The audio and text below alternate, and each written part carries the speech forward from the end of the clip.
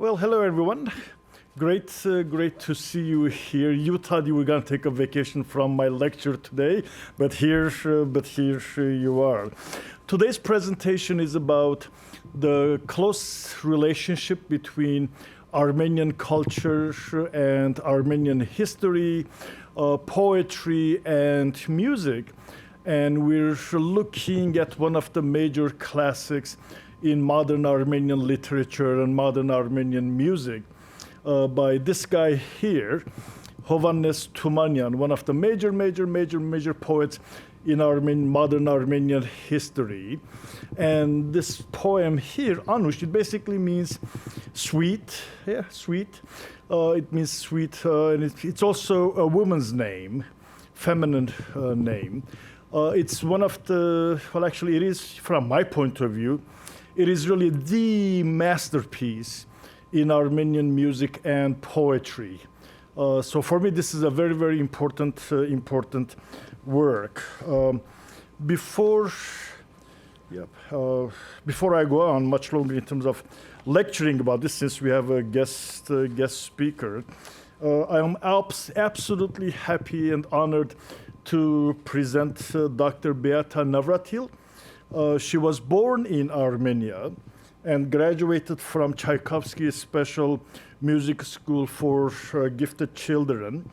She received her Bachelor of Music and Master of Music degrees in piano performance from Manhattan School of Music, and her Doctor of Musical Arts in piano performance from the Graduate Center at CUNY. CUNY, of course, the City University of New York. Dr. Navratil has performed in numerous venues throughout the US and Europe as a soloist, chamber musician, and accompanist. She is a recipient of numerous awards, including the All-American Scholar Award and the US Academy Achievement Award. She and her husband, Jerry, have 3 children, Vincent, Philip, and Natalie. Beata, all yours.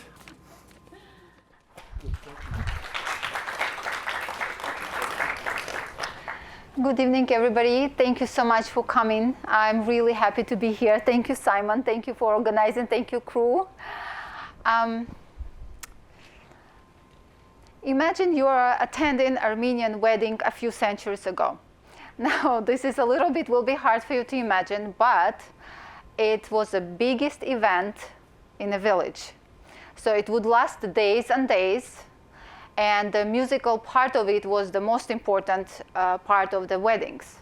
So there would be specific rituals, one after another, and they were very important to people because it would mean if your life is going to be lucky afterwards. If there was something would happen that should not be happening during these rituals, it would be a sign, an omen that something bad would happen. So everybody would adhere to the rituals to the letter, and it would last days and days. It was the most important event for the whole and for the village, and everybody was invited. So imagine there's a wedding, music, songs, a lot of dancing, a lot of food, and then there's this male dancing, ancient type of wrestling type of dance called koch. 2 friends are wrestling. It's a pantomime type of playful dance. Then something happens. One of the friends, even though it's like not real wrestling, there are no specific rules, what happens is one of the friends pushes the shoulders of the guy on the floor. And what happens that it becomes the apogee of the tragedy. And the events after that start unfolding, tragedy to another tragedy to another tragedy. Now, why do I bring this example? Because it seems to be, it's not such an important event. 2 men dancing, and then all of a sudden it brings forth such a tragic event. But we'll look at it, what it means in Armenian culture and in Armenian rituals. So basically, let me see.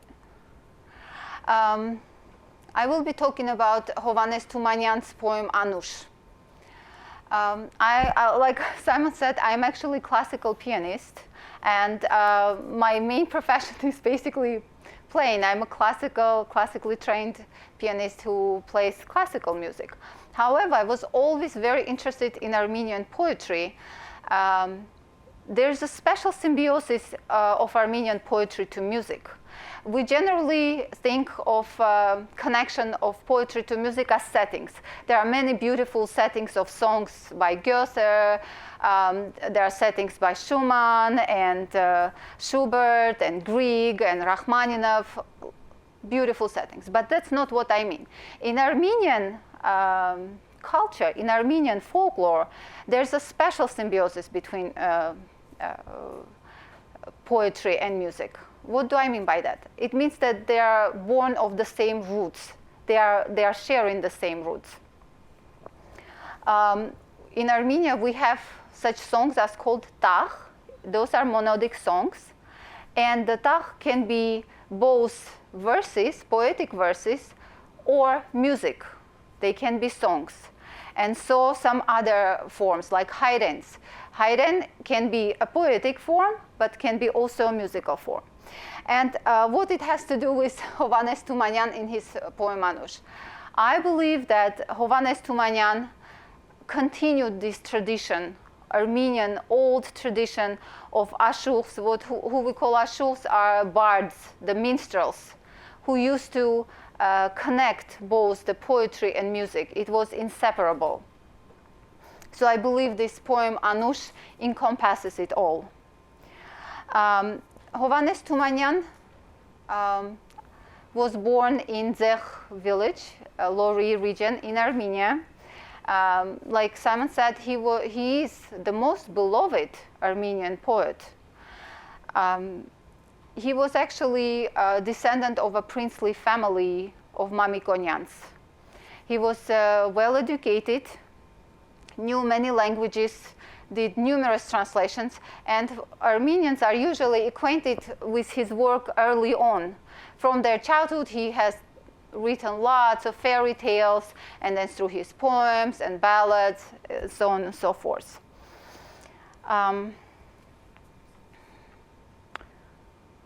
Even though he's a poet, he is not a musician. Me, as a musician, I saw his musical soul and in his writing of the poem. This is one of his verses that he wrote. I just want to tell you that the translation of Armenian language is very weak. There are very, very, very few good translations of Armenian poetry. Armenian poetry is exceptionally rich. It's like centuries old, from like medieval times, even earlier. It had a lot of connection to Hellenic culture, to Greek culture. Most of the Armenians were well versed in Greek. They wrote. So, but translations are not really matching the beauty of the language and the beauty of the actual poems. But we have no choice. We will have to go with this. So this is one of his verses, and he says, when you come to my tomb, when you see these flowers near my tomb, don't think that they are just flowers. These are the songs that I wanted to sing, and I could not because he's a poet. But I believe that he really wanted to write a music. Why would he want to do that? The thing is that Armenian rituals, Armenian poetry, Armenian folklore is heavily based in Armenian folk songs. So even his poetry is heavily based on folk songs. So in his mind, he was hearing these songs. And we actually have one sample that he wrote one song. I'll just play it for you.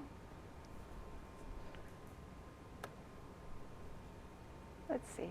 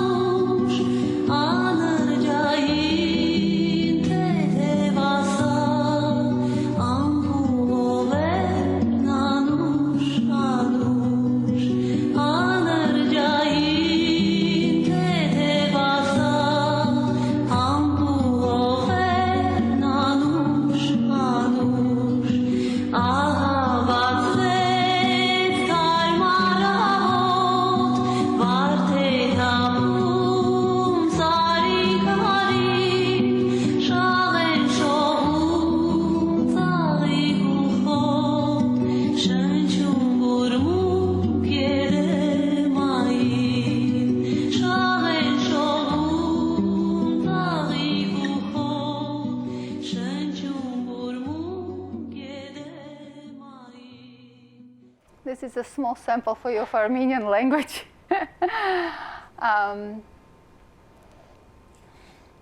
I will give you the short synopsis of the poem so that you have an idea what it is about.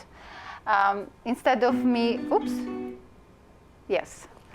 So instead of me actually reading for you with my accent, maybe you could quickly read it, and I will go through the other parts of it.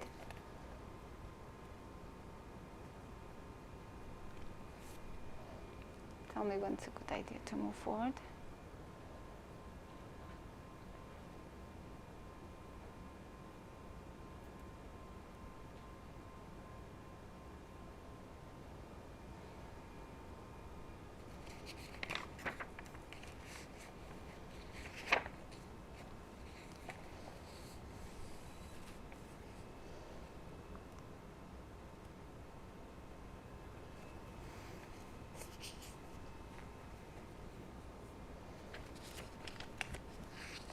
In short, it's a love story between a young man, Saro, and a young peasant woman, Anush.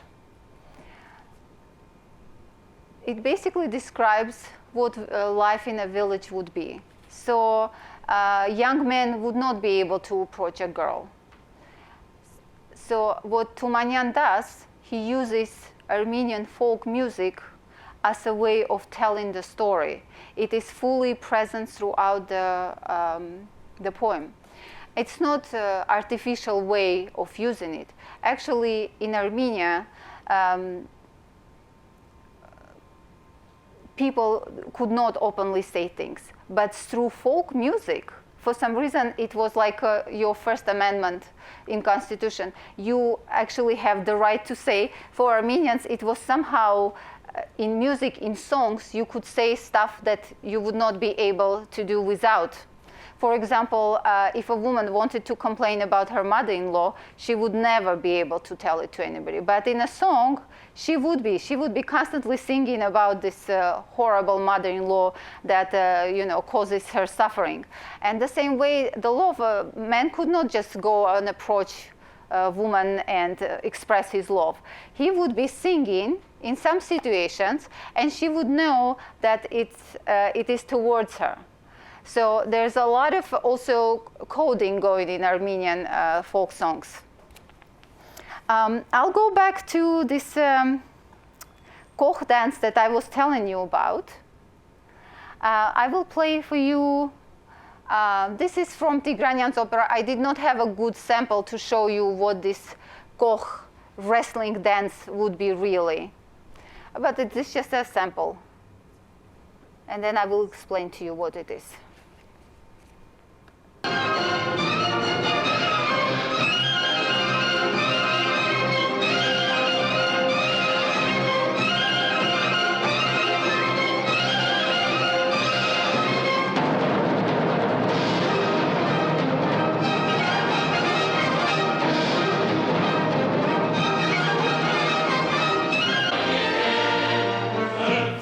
This is Saro, this is her beloved, so this is Anush. And the second guy in the red is her brother Mosi. So they're gonna do the pantomime wrestling.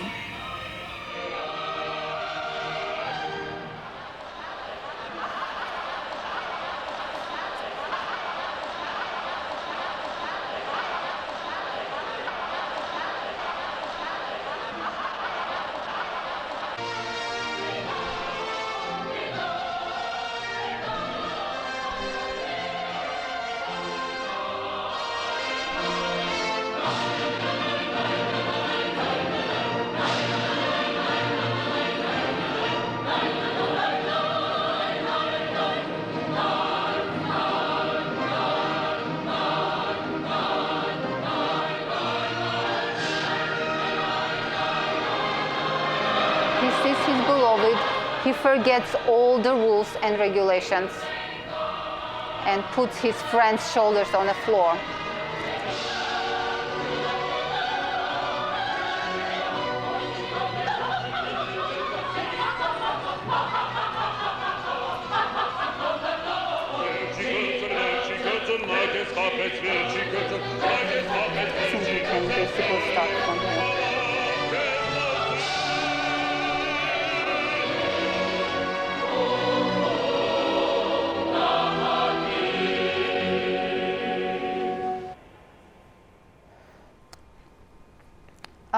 I will say a few words about Armenian male dance because it's very important.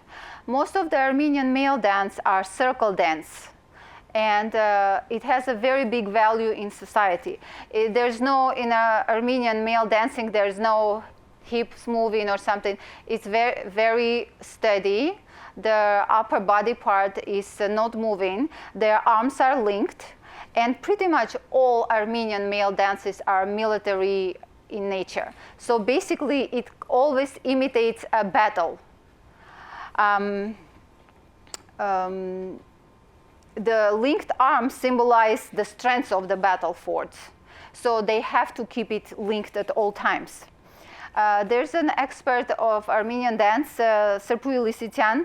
She recorded the rules of the dance to detail. So basically what she says that every move of the dance has a meaning. So let's say when they do a move forward, it means that one army is trying to push forward.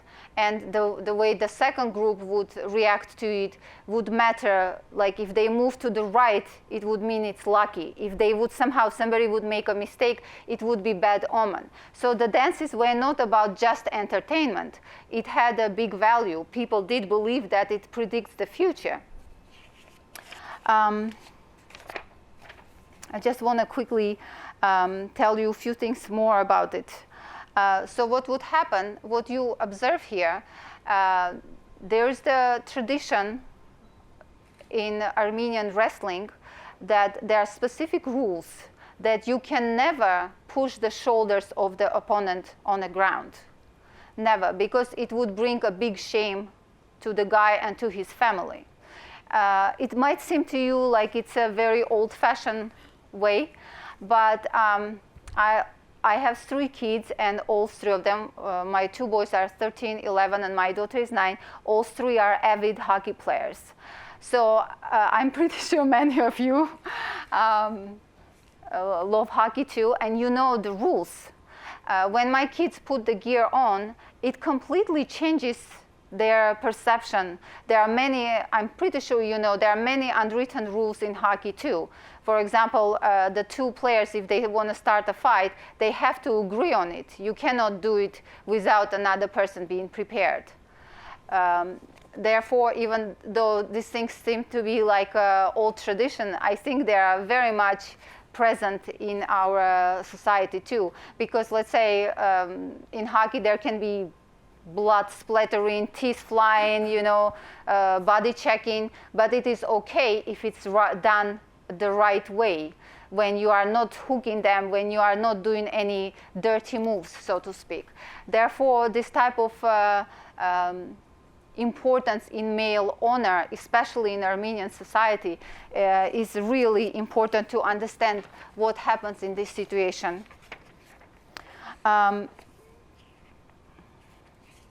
So also, why is it important for Armenians, especially the wedding? Obviously, they had hard time meeting. There was no easy way of meeting people. So basically, Armenian weddings were like modern day dating sites. So they would go to the wedding to check out the ladies, because everybody was there, and the ladies would check out the boys, the men. So the way they would dance, the way they would behave, the women would have their dances, the way they sing. That was the only way to show how you are, how gentle you are, how graceful you are. The men had to show off their strengths, because the dance was actually, they would dance long time. So it would also show their agility, including this type of wrestling dances. Let me see, sorry. I just want to show you one example of Armenian male dance, so that you have, because talking is one thing, but seeing once is probably better. Like I said, all Armenian male dance are military in their origin. So basically, everything has to do with battle. Everything is depicting the battle. So there's this Armenian military dance also called Kochari, and the important part that is now it's part of UNESCO Intangible Cultural Heritage with a big honor, because it's a 1,000 years old dance.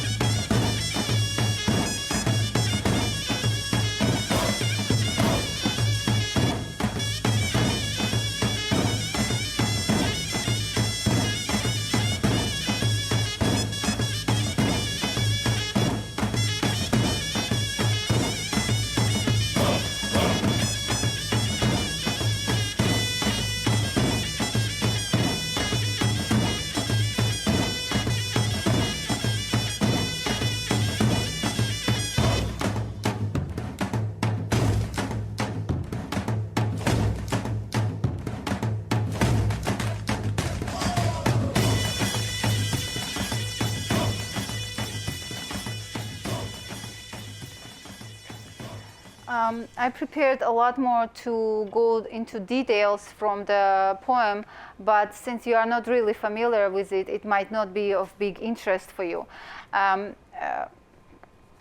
For example, in the poem, Tumanyan actually writes the way Mohsin reacts to what is happening. He says, "Now what do I do? My prospects of marriage are lost because somebody pushed his shoulders to the ground. It is such a shame. It is such a big event for him that he feels like his chances of good marriage are lost." It is also part of the rituals that people believe if you do something wrong, if you go against old traditions, if you do something wrong and do not follow the rituals and rules, something bad is going to happen. So it happens that in a poem, it is self-professed issue that actually comes true, that the breaking of the rule that was there thousands of years, never to push the shoulders of your friend to the ground, brings such a big tragedy. I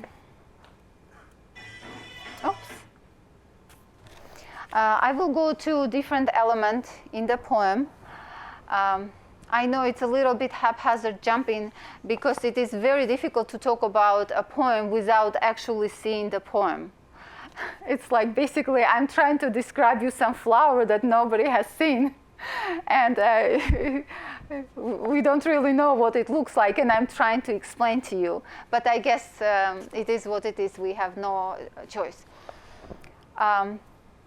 Basically, in my work, I wanted to prove that all the elements of folk music are heavily present in this poem. And one of the biggest elements of Armenian folk music is that nature is always present in all the songs, pretty much. There's almost no, and there are thousands and thousands from like hundreds of years collected songs, and they all have nature present. Now, in Armenian music, nature is humanized to emulate the feelings and physical attributes of people. Generally, we know it's probably the same in all cultures, you know, that people associate women with flowers and so on and so forth. However, in Armenian culture, it's much deeper. It is not common to describe women's appearances or men's appearances or their character. What they usually, all the songs describe is the nature around them, and that emulates, and from there you deduce what the person is like. And the same way is the seasonal changes accompany the story at all times. The three main elements in the poems are mountains, flowers, and bodies of water. Springs and rivers are important elements. I will explain to you how is it used. First of all, the name of the shepherd, the main guy, Saro, in Armenian is from the word Sar, which means mountain. In Armenia, everybody has, many different nations have mountains, but for Armenians, mountains are encoded code name for the motherland. Armenians have a very special relationship with the mountains. So all the description of this guy is connected to the mountains. Whenever Tumanyan writes about him, he says his shoulders like mountains. When they think of him as a mountain, like the pride, the honor, like mountains. Anush, the name Anush, it means sweet, fragrant, but there's a reason why Tumanyan chose these two names, because he wanted it to be part of the nature, that you associate a girl as a flower, as a mountain flower, and him as a mountain, powerful, strong, with wide shoulders. I'm trying to skip through some of the poem's part. he was a shepherd, Hoviv. It means that he knew each and every stone of his beloved mountains. There's a very deep love of Armenians of the mountains. It has a very, very deep meaning for Armenians, and pretty much all our songs associated with men have that image. The image of mountains never leaves sorrow.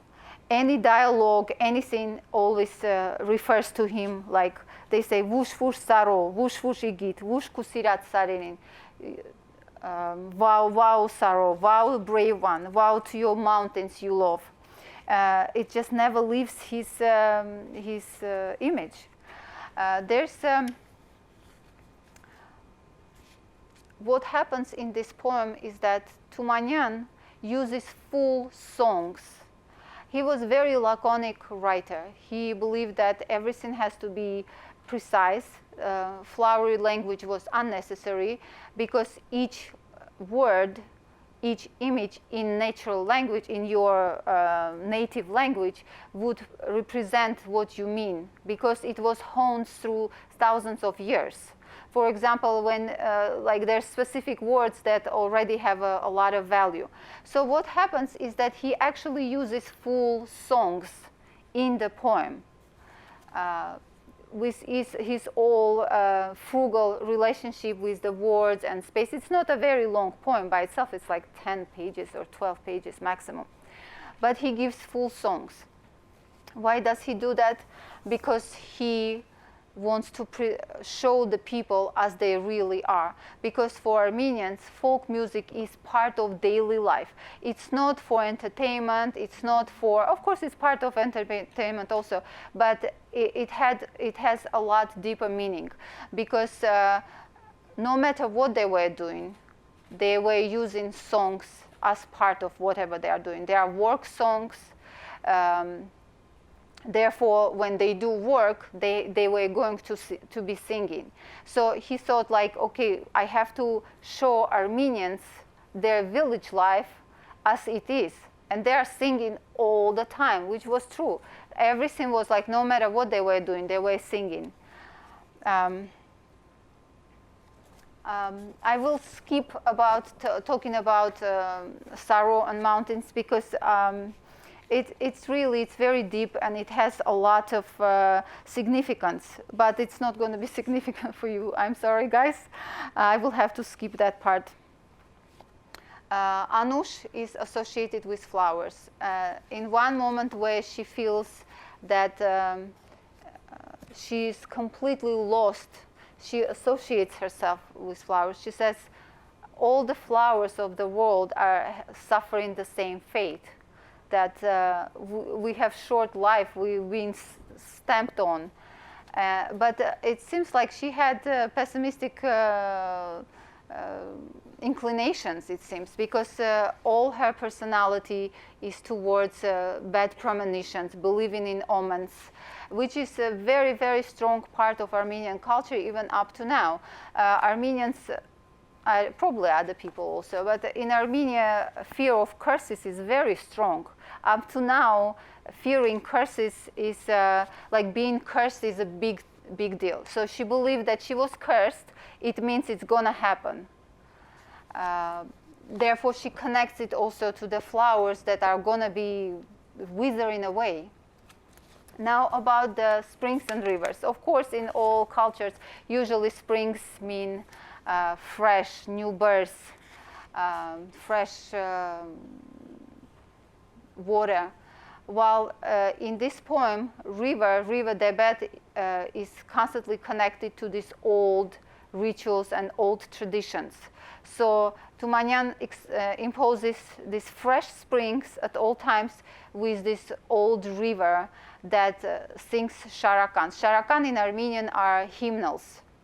And Armenian hymnals can be very, very old, like thousands of years old, basically. So he always puts them together, this fresh with this constant feeling that you have to follow the old traditions. I will skip some of the things. So one of the major events, besides the wedding, is one of the major events in the poem. Another major event is Hambartsum. Hambartsum is actually a feast of Ascension. Now it is a Christian holiday, but it comes to Armenian cultures through pagan times when the flowers were eulogized, and Astrik was the goddess of love and of flowers. And basically, until now, even though it is Christian holiday, the pagan rituals and traditions are very strongly part of this holiday. And the main idea of it is that you worship the flowers.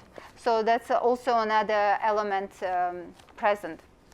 What Tumanyan does, he gives a full song, meaning not mentioning, oh, crowd is singing, groups are singing. No, he gives the full song with the verses, with the refrains. Why does he do that? Of course he writes it, but it sounds like it's a folk song. He does it because I believe that he wants people to slow down, and there's no way to read it in Armenian and not almost to sing, because the way the prosody, the way the musicality, the rhythm works. So he slows down the time. He wants to show that this is what people were doing. This is it had value in terms of that people would exchange, again, information during these songs. There would be two groups of people. This way called parerks. Par is dance, yerk is a song. So we have this type of a musical genre called parerk that is a dance song. And two groups would sing it antiphonally or soloist with a group. And people were so well trained in improvising that one group would say, how about you, I mean in singing, they would improvise and say, how about you sing of your beloved, tell us about him. And the other group would immediately start improvising, answering and start praising, oh, the fresh mustache of my beloved Igit is, I don't know, how do we say Igit in English? In any case, it's a strong man, basically, a hero. So, and this could go on for hours and hours and hours. It was such a natural thing for people to do. One of our great Armenian composers, Komitas, who was a great ethnomusicologist, he was going through many villages to collect the songs, and then he would hear the songs and then would ask villagers, can you sing it for me so that I could write it down in musical thing? And people could not understand. What is he saying? What do you mean sing it again? If I was just sowing something in a field and I was singing the song, it was natural for them. But when they were asked to sing out of that setting, they could not even do it. They did not know how to respond to him. So the music was integral part of pretty much of everything, everyday life of Armenians. I just want you to play for you. This is one of the most favorite parts from Tigranyan's opera, and this is the song called Ampitakits Juregali. The water is coming from under the crowd. First I will play for you and I will tell you a little bit about it.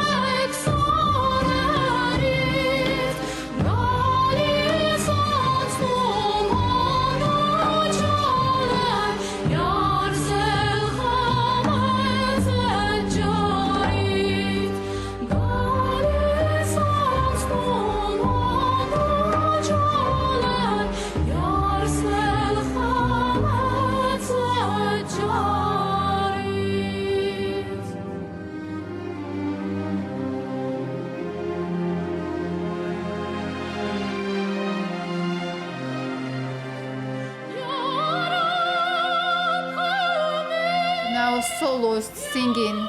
It was group singing, now the soloist singing.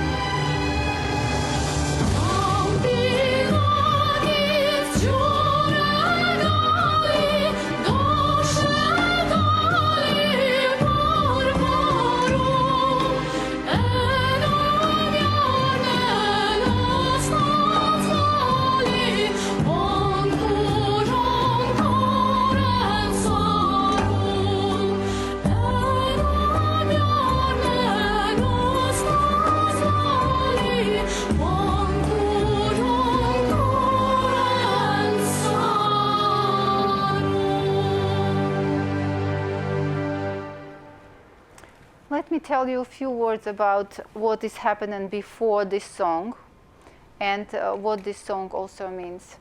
So the poem basically starts with this guy, Saro, coming down the mountains, and he starts singing. Again, the full song is given, and he's singing, "Oh, my heart is burning, it needs water, it needs to cool down my burning heart." And she hears, he cannot go to her. It's unacceptable in Armenian old culture. We are not talking about now, of course. So, and she hears him because he sings loud. Her mother is, of course, in a tent, in a house, or small house, I guess. And she understands that he's basically telling her in coded word that, my heart is burning, I need to cool it off with cool water. He's basically telling her, can you come to the springs so that I can see you? The mother understands also, and she says, no, it's going to be shame. What people going to think that a young girl is going to the mountains? And she says, no, I'm just going to go with my girlfriends to collect water from the springs and bring it home. So the mother agrees. So she goes with her friends, with her female friends, obviously, to collect water from the springs in the mountains. So again, they would not talk about things directly, even with the girls. So they coded in a song. They always sing whenever they work. It's a big job to bring heavy water back home, right? It's not just walking through, I don't know, pavements. It's very difficult task, so they would sing along, and they would code all the information. So throughout the whole song, what is happening, one group is she's asking, did you see somebody's lover here passing by? And the group is singing, yeah, we saw. And then she says, did he quench his thirst? And they say, no, he did not quench. Of course, I'm shortening the gist of it. I'm giving you the gist of it. And she understands that he was here, that he's waiting for her, that by coding this information, they understood who's waiting for whom. So the importance, again, of Armenian folk music is not so artificial. It actually had a meaning. Every song had a meaning. Let me move to I just want to play for you so that you can. Let me just stop for a second. Because just a quick word about this. This is not really connected to the poem.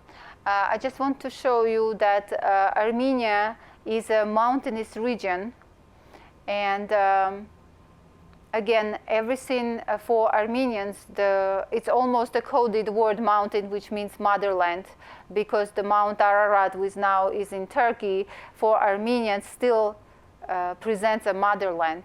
So anything having to do with mountains is very important in all folk music. So this is, I put a song by Komitas. It's a folk song that he arranged called Hovarek Sarerjan, Cool My Heart, Dear Mountains. Just for you to enjoy. It's a beautiful music for you to get acquainted with Armenian music. And this is all Armenian mountains.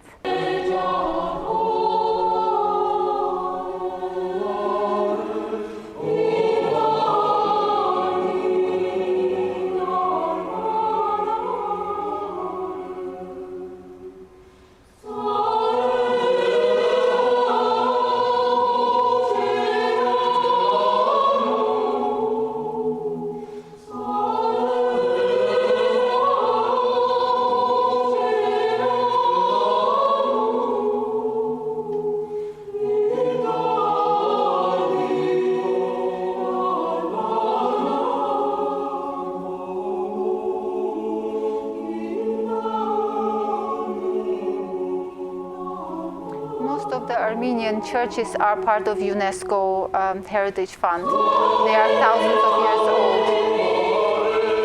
If you ever plan to travel, it's very safe. It's incredibly beautiful country.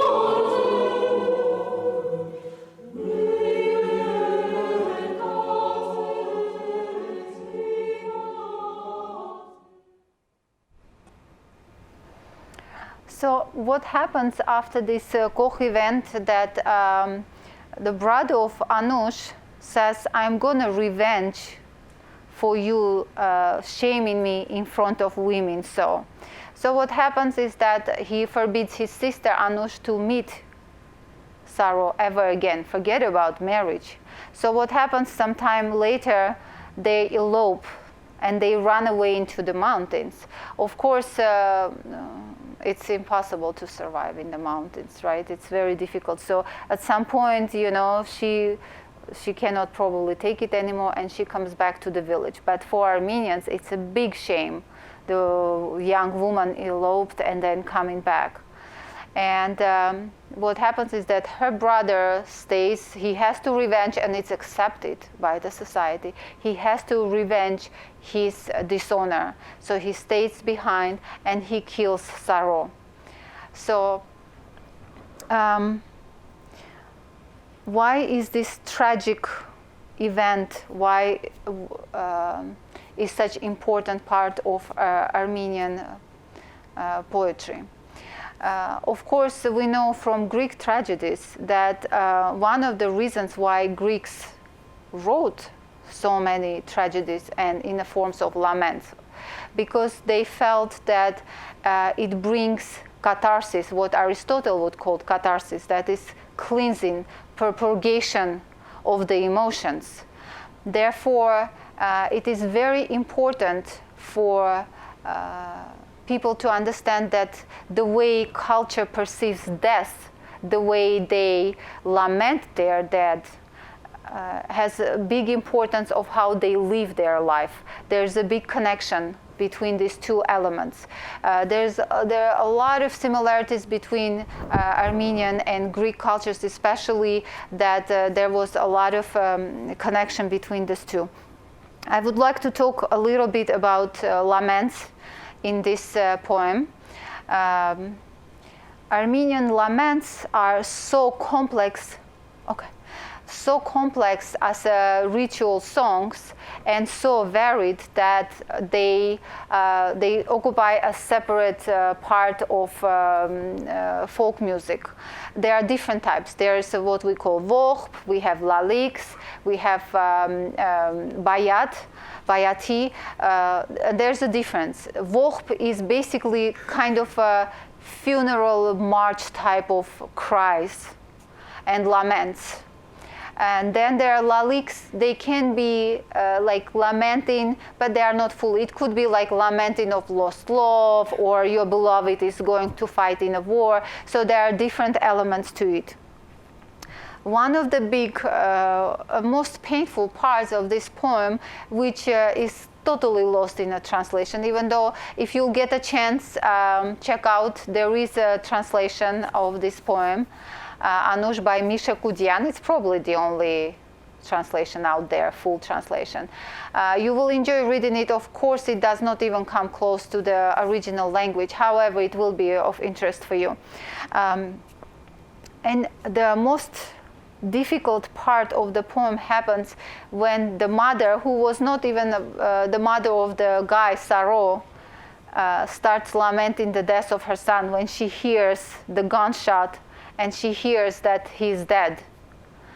So the way he shows this lament, he shows that it is deeply connected to our old traditions coming from antiquity. The way lamenting was done. If you ever read like laments of Trojan women, you will see many parallels the way it's done, because it was part of women's right to do the lamenting, and how it was done was very important. The way you send the person to the other world.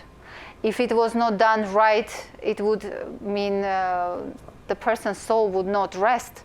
Therefore, women took it very seriously. So I won't go into details about her lament, but there are many different laments in this poem. And there's at the end, let me just see. At the end, what happens is that they do not permit him to be buried in the village. He does not have the last rites done by the church. But what Tumanyan does in his great spirit, he believes that he does not need the church. The nature, the mountains and flowers are gonna do the honors for him. The river, he says, is gonna sing his last Sharakan. He does not need the church. He gives his last love that he is being loved there. At the end, Anush becomes mad. We don't really know if she's mad or not. It is very similar to Shakespeare's Hamlet. Is Ophelia mad or not? Because there's a moment in Shakespeare where he says there's a stranger who that very moment passes by, and he says to the specific listener, her songs make sense. So what happens is that also in Anush's lament, Tumanyan gives the full song. By song, I mean it is classically traditional singing of a woman of the death. It is a lament. And it is questionable if she's mad or not, because what they consider mad, for the first time she feels that she's free to sing of her love openly, to cry. She was not given the right to lament for him. She was not permitted to attend his funeral. And that is a big thing for Armenians. If you are not attending the funeral, there is no closing. So what happens is that her lament has many, many important elements. And unfortunately, we are out of time. And I will just want to say a few words about opera written on that poem, Anush, by Armen Tigranyan. In Armenia, it is such an important opera that basically when you say poem Anush, everybody associates it with this opera. Basically, anytime you would say Anush, everybody will think of it. He's one of our greatest composers. The issue with Armenian music and trying to make to write in such a classical form as opera is that Armenian folk music has a very different harmonic structure to the classical music, and to put it to the orchestra is an immense task, and he managed to do it.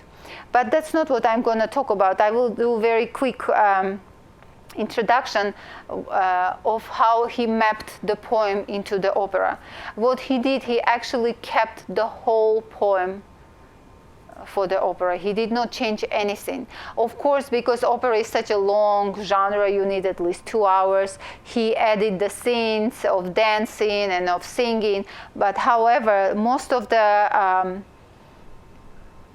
poem stayed there. When one studies the papers, how Tigranyan was working on it, first of all, when he heard the poem, he said that he immediately fell in love. He understood that it's a musical piece by itself.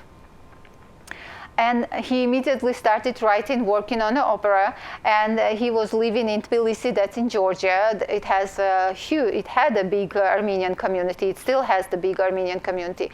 And the school production was put, like students singing. It was not a full-blown opera yet.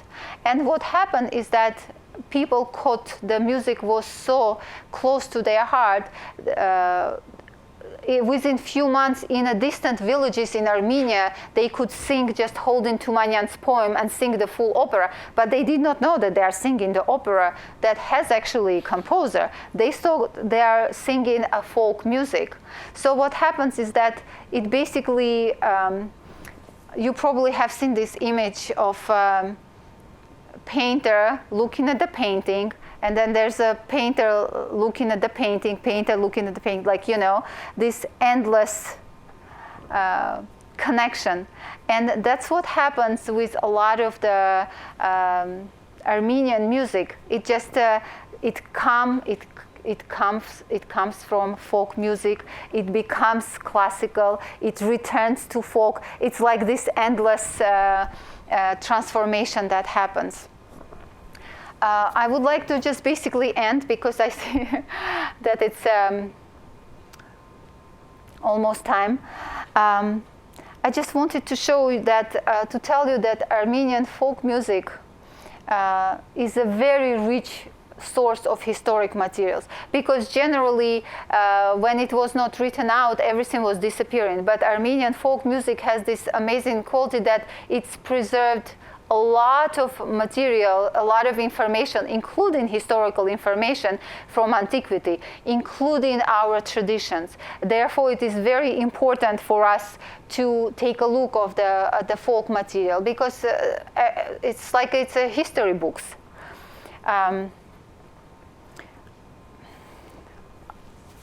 What closing words could I say? If you will get a chance to hear the opera, I believe that it will be possibly closest translation, meaning you will feel the music. Of course, it's long, maybe you could skip, because even for the full production, they had a few, they had in New York, and then they had by Michigan Opera. They could not do the full opera. It would be very difficult for the American audience. However, there are like shortened versions that are available. So if you will get a chance, I highly recommend for you to listen, because you will hear the Armenian language in it. That's the closest you will get to hear Tumanyan's language. Is there any questions? Two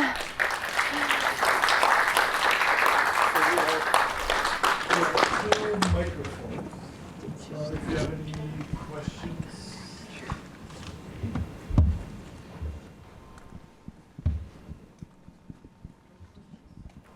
No questions? Yeah. Question. Sure. How did this folk culture change over time by the time we get to the current republic, the current Armenia? Yeah. How did this folk culture change from, let's say, Tumanyan's time, let's say early 20th century, to the present? To what extent we have similarities in the current Republic of Armenia and differences in folk culture? Are they the same? They cannot be the same.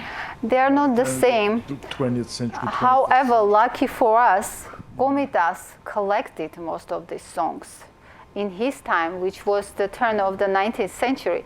Therefore, what we have as a written out, because he was a professional musician, by the way, he was also a priest, ordained priest. Because he was a professional musician, he was able to transcribe.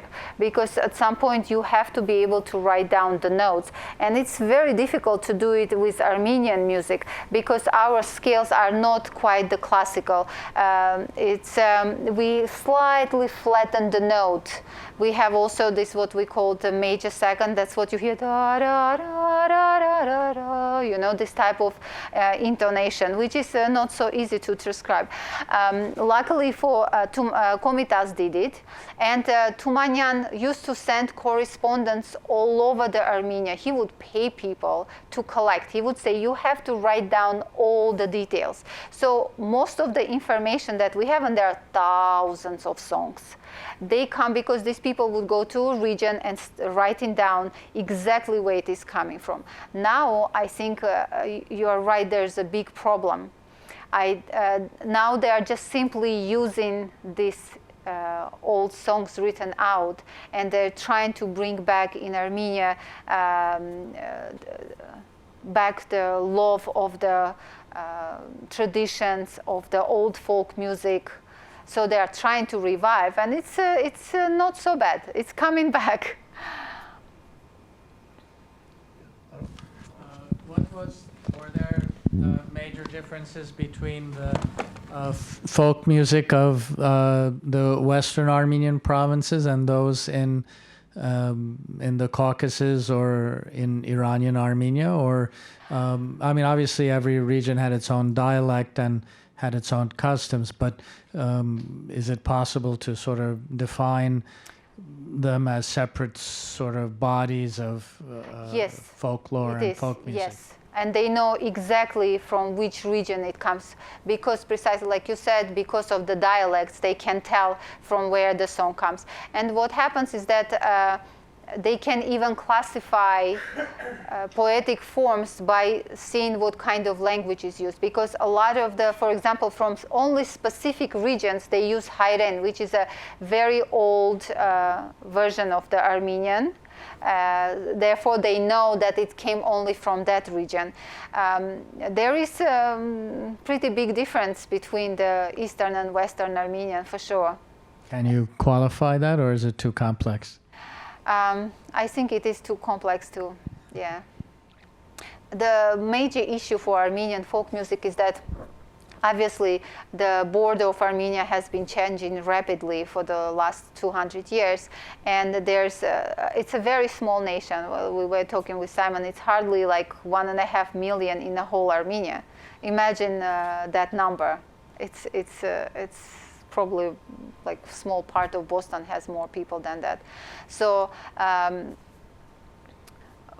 what happens is that there's a lot of influence on our folk music. There's a lot of Turkic words from Turkish language, from Persian language, and they are trying to clear it out, but at the same time it is a part of your tradition, because there was a big influence. So it's definitely, they are trying to deal with these problems as they come. They're trying to purify, but on the other hand, it's part Who of are you. they? Ethnomusicologists. And there are not that many, because the country is so small, and imagine how much it reduces the professionals who can do it. Thank you. I probably does not really answer your question, but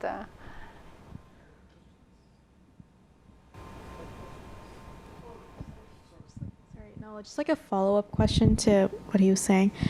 So the dialects are different, but are they like, can each part of, like each region of Armenia understand like the other dialect, even though they speak in like a different they dialect? generally can, yeah. Okay. But I have to tell you that, for example, from people from Nagorno-Karabakh, I have hard time understanding them. Okay. I really, it's tough. It can be difficult. Some regions are very similar, but some are very different. Yeah, Okay. they can understand. But I have to tell you that when I'm checking and studying old Armenian poetry, I do not understand even half of it.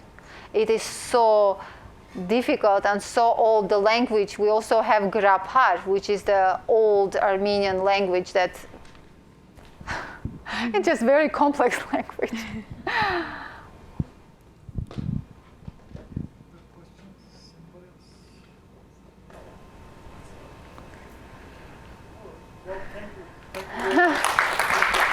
Thank you for coming.